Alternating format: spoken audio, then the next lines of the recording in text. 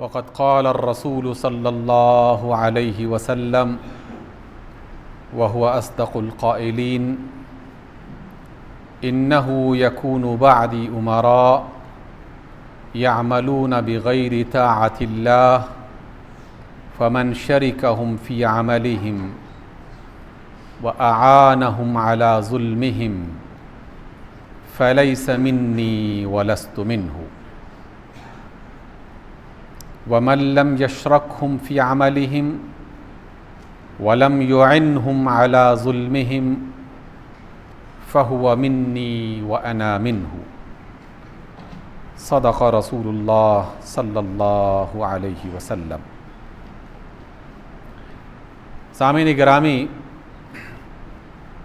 रसूलुल्लाह सल्लल्लाहु अलैहि वसल्लम का एक फ़रमान आपके सामने पेश किया गया है। इस पर गौर करने से पहले उस बुनियादी मकसद को अपने जहन में रखिए कि जिसकी वजह से हम इबादात के इस सारे सिलसिले को कायम किए हुए हैं। नमाज़ें अदा करते हैं, तिलावत कुरान मजीद करते हैं, ज़िक्र अज़कार के तस्बीहात करते हैं, सदक़ात और खैरात करते हैं, मुख्तलिफ़ नेकियों का अहतमाम करते हैं। अगर हम में से हर शख्स अपने आप से पूछे कि वो ये क्यों कर रहा है, उसे नमाज की, रोज़े की, तिलावत की, सदक़े की, खैरात की, नेकी की हाजत क्यों है, तो यकीनन एक ही जवाब मिलेगा कि ये सब काम हम इसलिए कर रहे हैं ताकि हमारा रब, हमारा मौला हमसे राज़ी हो जाए और हम इस दुनिया में उसकी रहमतों के सज़ावार हों और इस दुनिया के बाद आखिरत में उसकी मग़फ़िरत के हक़दार ठहरें। यही एक बुनियादी मकसद है। इसके सिवा और क्या मकसद हो सकता है? अगर ये मकसद हमारे जहन में मौजूद ना हो तो किसी शख्स को ना नमाज़ पढ़ने की ज़रूरत है, ना रोज़ा रखने की ज़रूरत है, न तिलावत की ज़रूरत है, न किसी नेकी के बारे में गौर व फ़िक्र करने की ज़रूरत है।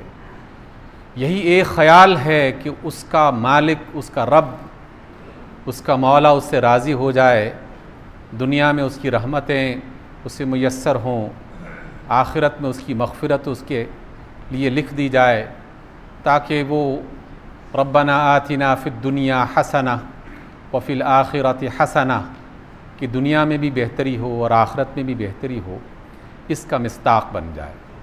यही एक बुनियादी मकसद है।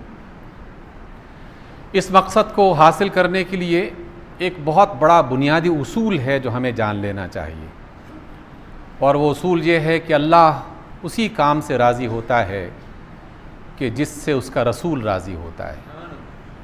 अल्लाह उस काम को पसंद करता है जो उसके रसूल को पसंद है। अल्लाह वो काम हमसे चाहता है जिसकी ख़बर, जिसकी इत्तिला उसके महबूब रसूल मोहम्मद सल्लल्लाहु अलैहि वसल्लम ने दी है।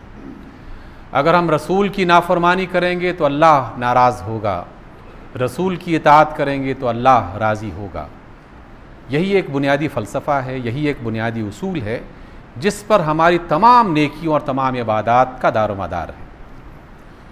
इसी बुनियाद को पेश नज़र रखते हुए आज मैंने आपके सामने उसी रसूल का एक पैगाम पढ़ के सुनाया है कि जिसकी मोहब्बत और जिसकी रज़ा की वजह से अल्लाह की मोहब्बत और अल्लाह की रज़ा मिलने वाली है।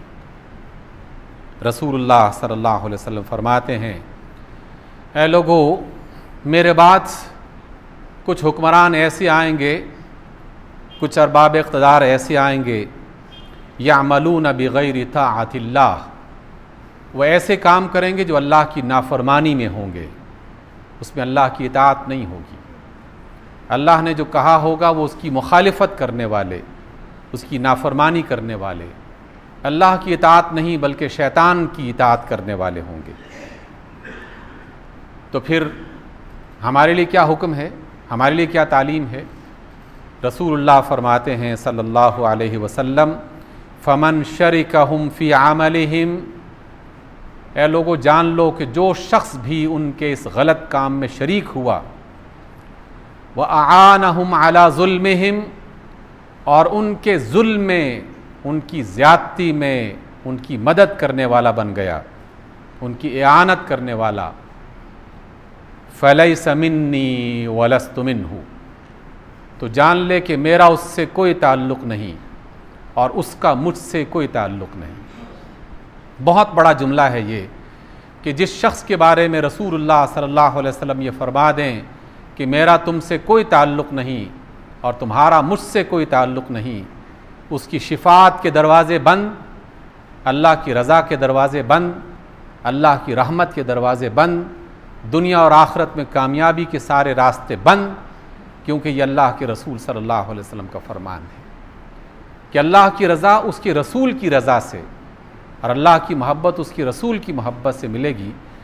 और उस रसूल ने हमें यह तरीक़ा बताया है कि लोगों, मेरे इस दुनिया से रूपोश हो जाने के बाद ऐसे हुक्मरान होंगे जो जुल्म का काम करने वाले, अल्लाह की नाफरमानी करने वाले, तागूत के रास्ते पर चलने वाले, शैतान को खुश करने वाले काम करेंगे।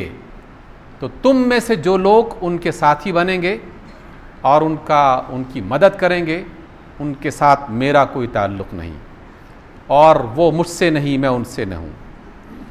वमन लम यशरकहुम फ़ी अमलिहिम, और जो उनके साथ शरीक नहीं होगा, यानी ये काम करने वाले तो मौजूद होंगे, लेकिन हमारी ज़िम्मेदारी, मेरी और आपकी ज़िम्मेदारी ये बनती है कि हम उनके गलत कामों में उनके साथ शरीक ना हों। वलम युइनहुम अला ज़ुल्मिहिम, और उनके जुल्म में उनके साथ ताउन न करें, उनके मददगार न बने।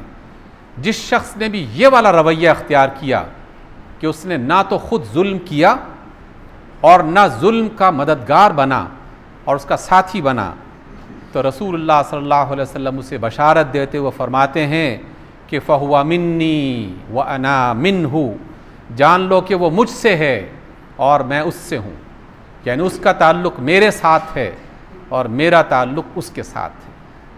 बड़ी आसान से समझ में आने वाली बात कि अल्लाह के रसूल सल्लल्लाहु अलैहि वसल्लम उन लोगों के साथी हैं, उन लोगों के मुईन और मददगार हैं जो जुल्म के रास्ते पर न चलने वाले हैं और न जालिमों का साथ देने वाले हैं। और जो जुल्म के रास्ते पर चलने वाले और जालिमों का साथ देने वाले हैं, इन दोनों के लिए अल्लाह के रसूल सल्लल्लाहु अलैहि वसल्लम का फरमान ये है कि मेरा उनके साथ कोई ताल्लुक़ नहीं। और यकीनन जिससे अल्लाह के रसूल का ताल्लुक़ नहीं, फिर शिफात कहाँ से शुरू होगी, फिर उनके लिए मग़फ़िरत की दुआ कैसे करेंगे अल्लाह के रसूल सल्लल्लाहु अलैहि वसल्लम। सामीन मोहतरम, इस एक उसूल को, रसूलुल्लाह सल्लल्लाहु अलैहि वसल्लम के इस फरमान को जो जना अबू दाऊद में जिसका ज़िक्र किया गया, बयान किया गया है, इसको बुनियाद बनाते हुए हमें अपने रवैयों को देखना है, बदलना है, उसकी निशानदही भी करनी है और अपने आप को तब्दील करने की कोशिश भी करनी है। हम में से हर फ़र्द किसी न किसी अंदाज में जुड़ा हुआ इसी मुआशरे के पूरे सिस्टम के साथ। कोई फ़र्द अलग नहीं है कि मैं अलग हूँ, कोई सिस्टम का हिस्सा है। उसी सिस्टम का, उसी निज़ाम का हिस्सा बनते हुए अपने किरदार पर गौर करना है कि मेरा किरदार इसमें क्या है।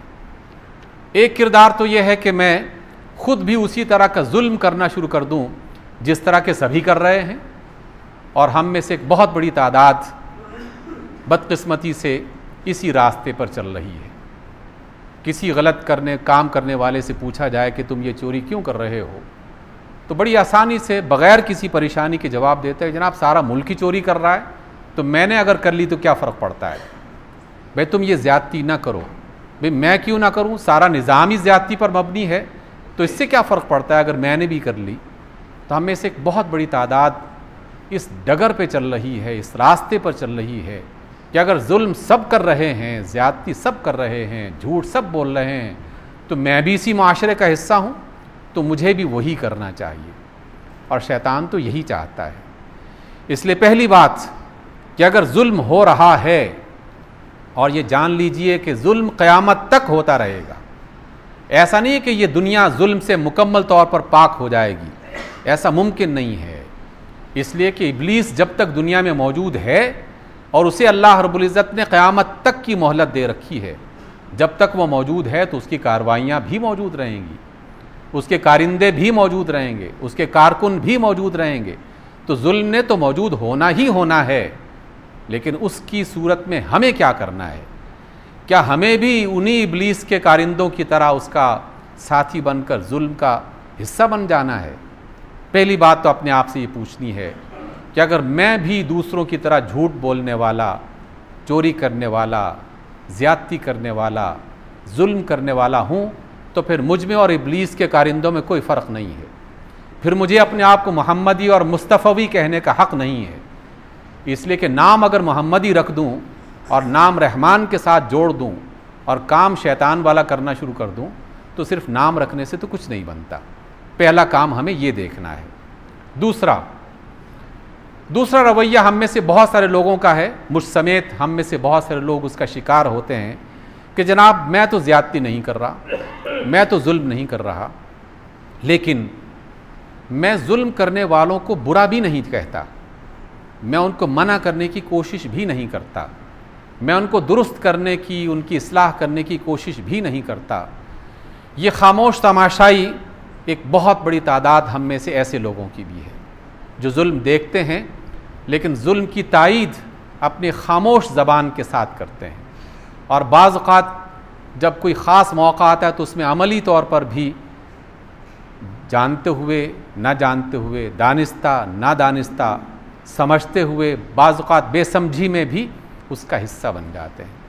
इस रवैये को भी हमने बदलना है कि एक अक्लमंद इंसान, एक समझदार इंसान, एक सियाना बयाना इंसान वो गलती के सिर्फ बचता नहीं है, बल्कि जहाँ कहीं कोई गलती देखता है तो उसकी इस्लाह की कोशिश भी करता है, उसको दूर करने की कोशिश भी करता है, चाहे चंद लफ्ज़ बोलने की सूरत में क्यों ना करे, चाहे वो अपने दफ्तर में एक मामूली सा अमल, छोटा सा काम करके अपना हिस्सा डाल दे कि जनाब ये एक काम गलत हो रहा था और मैंने उसको दुरुस्त करने की ये वाली कोशिश की, और अपने अल्लाह के सामने कम अज़ कम सुरखरू होने के लिए उसके पास एक जवाज़ होगा कि या अल्लाह तेरी दुनिया में रहते हुए मैंने ये गलत काम करते हुए देखा लोगों को, मैं ना उसका हिस्सेदार बना बल्कि मैंने एक कदम आगे बढ़कर अपनी बिसात के मुताबिक कुछ मामूली सा उसमें हिस्सा डाला है और दूसरों की इस्लाह करने की और अपने आप को उससे बचाने की कोशिश की है। इस बात की भी अशद ज़रूरत है और इसमें भी हम में से हर फर्द किसी न किसी अंदाज में हिस्सा डाल सकता है। आजकल मीडिया में बहुत सारी बातें, और अब तो एक हफ़्ते से लेकर अगले हफ्ते तक इतने बेशुमार वाक़यात हो चुके होते हैं कि आदमी ये सोचने लगता है कि किस पर बात की जाए और किस पर बात न की जाए, किस गलती की निशानदही की जाए और किस गलती की निशानदही न की जाए। एक से एक बढ़कर ज़्यादती पर ज़्यादतियाँ हो रही हैं और हम मुसलसल उस दलदल में धंसते चले जा रहे हैं। लेकिन सामीन मोहतरम, दुनिया है, ज़िंदगी है, सांस की डोरी चल रही है, तो कशमकश का ये सिलसिला तो चलता ही रहेगा। जुल्म करने वाले अपना काम करते रहेंगे और जुल्म से बचाने वाले, उससे बाखबर करने वाले, वो अपना काम करते रहेंगे। हमने फ़ैसला करना है कि हमने क्या करना है। इसलिए हमें इस हवाले से आजकल के 2-3 मामलात पर गौर करना है। मैं निशानदही करना चाहता हूँ और ख़ुद अपने आप को आपका एक हिस्सा समझते हुए, मैं आप ही में से हूँ, सिर्फ़ इतना कर रहा हूँ कि मैं अल्लाह के रसूल सल्लल्लाहु अलैहि वसल्लम की बातें पढ़कर उस पर गौर व फिक्र करके अपने अल्लाह से दुआ करके आपके सामने खड़ा हो जाता हूँ कि अल्लाह मुझे सीधा रास्ता दिखा और मुझे हिम्मत दे कि मैं तेरे बंदों को सीधे रास्ते की तरफ रहनुमाई करता रहूँ और उन्हें सही बात बताने की कोशिश करता रहूँ। इसके सिवा मेरा और कोई कंट्रीब्यूशन नहीं है।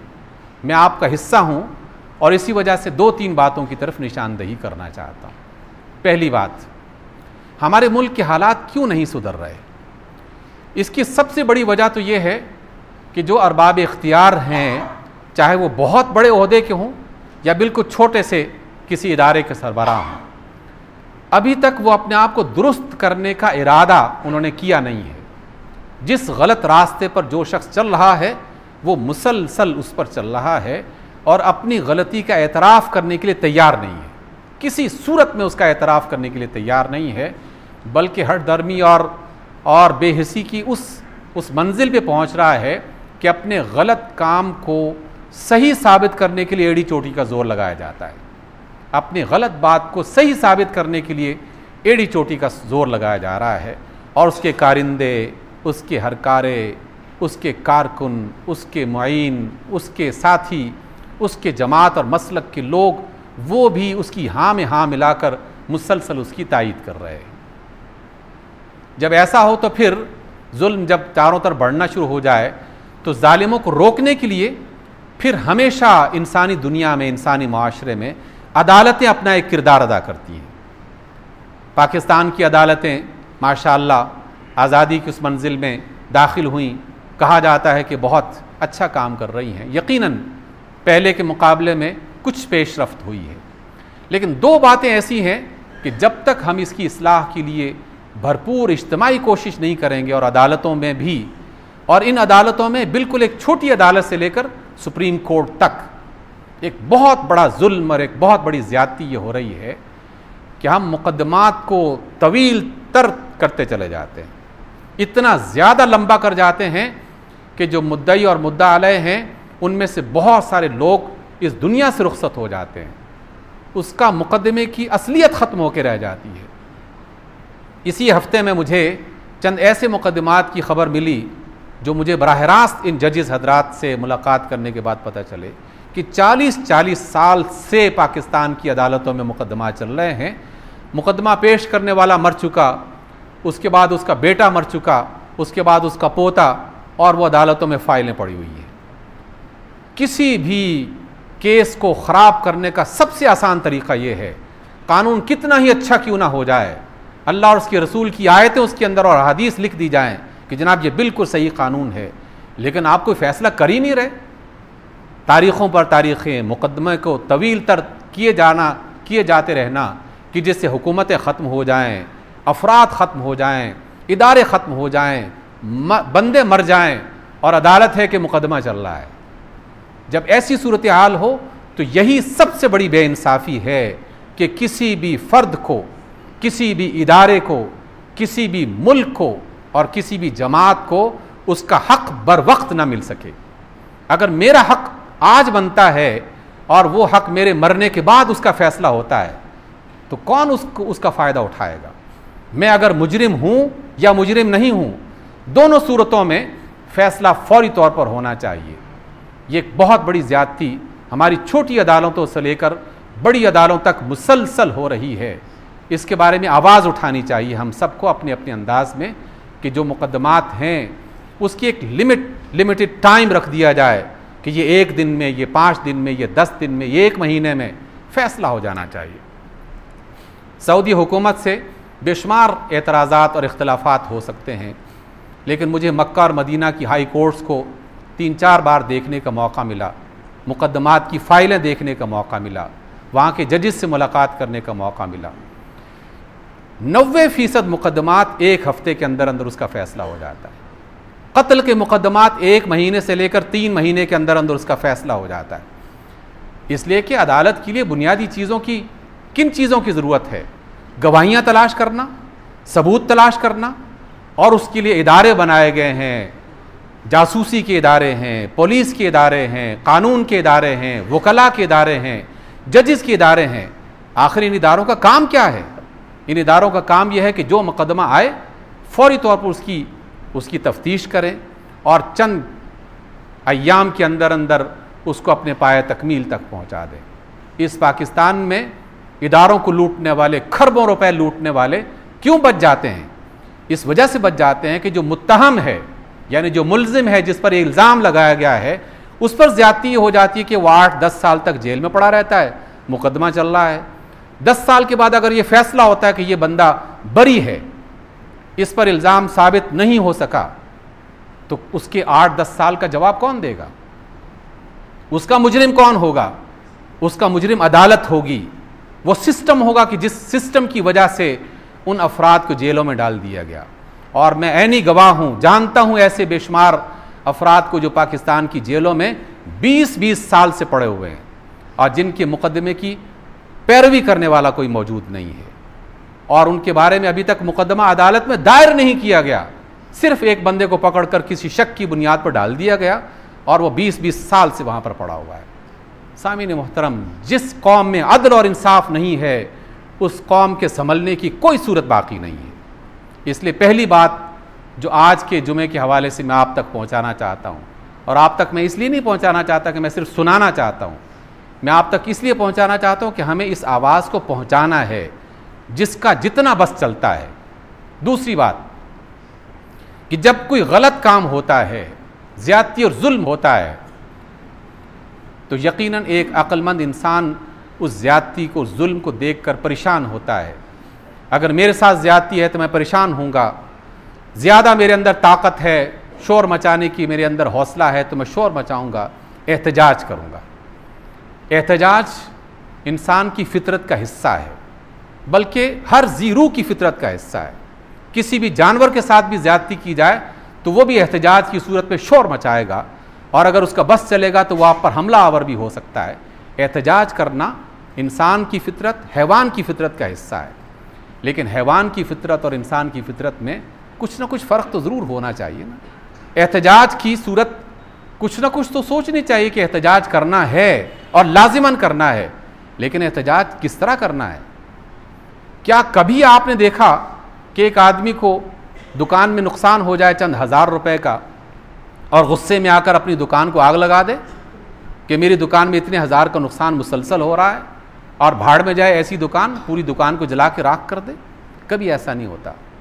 बर्तन, एक बच्चा जो है घर में एक बर्तन तोड़ दे तो बाप गुस्से में आकर सारे बर्तन तोड़ना शुरू कर दे कि इस बच्चे ने एक बर्तन तोड़ दिया है।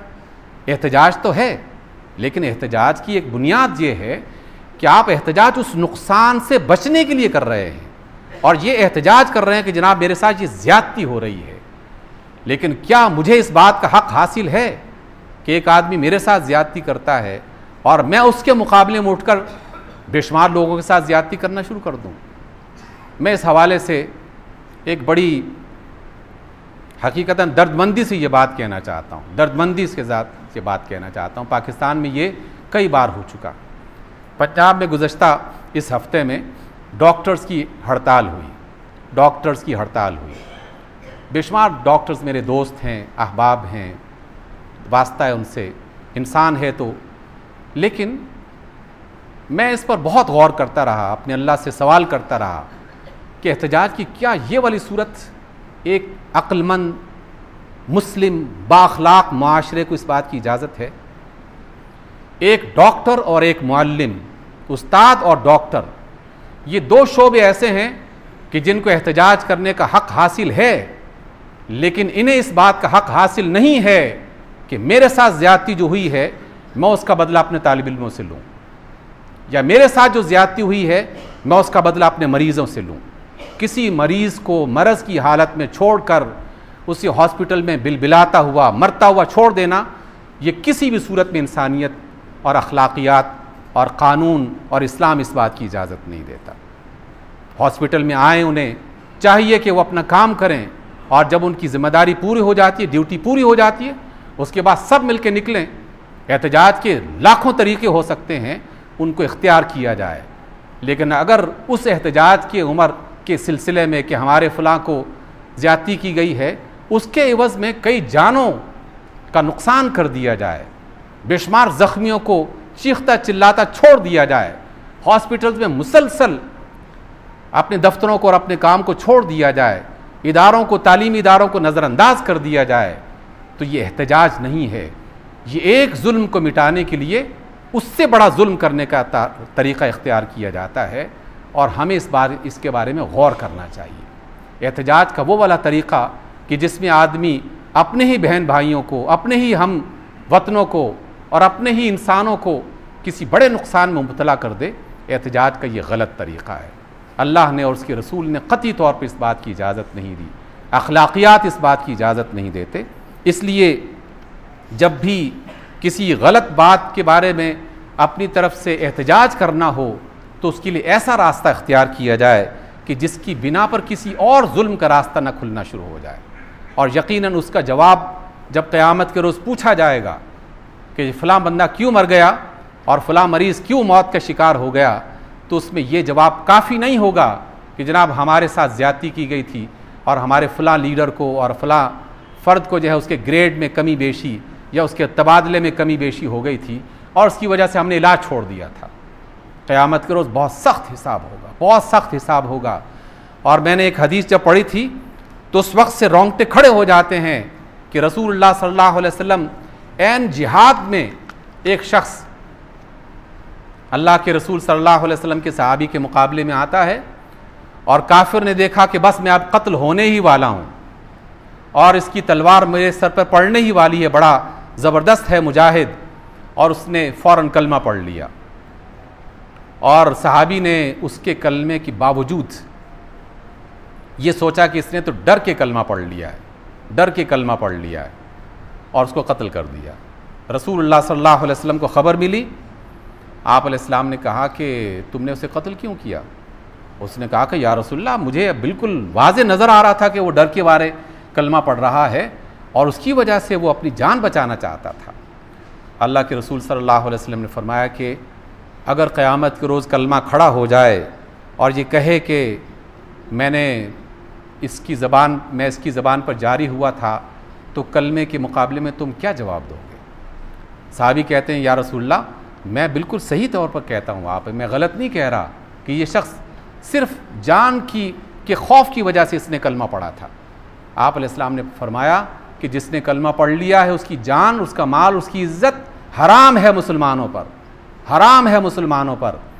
एक मुसलमान की जान की इज़्ज़त, और अल्लाह के रसूल ने इतनी बार ये जुमला कहा कि वो साहबी कहते हैं कि काश इससे पहले मैं मुसलमान न हुआ होता और आज मैं दोबारा कलमा पढ़कर नए सिरे से मुसलमान होता, ताकि मेरी साबिका जो गलती है वो माफ़ हो जाती।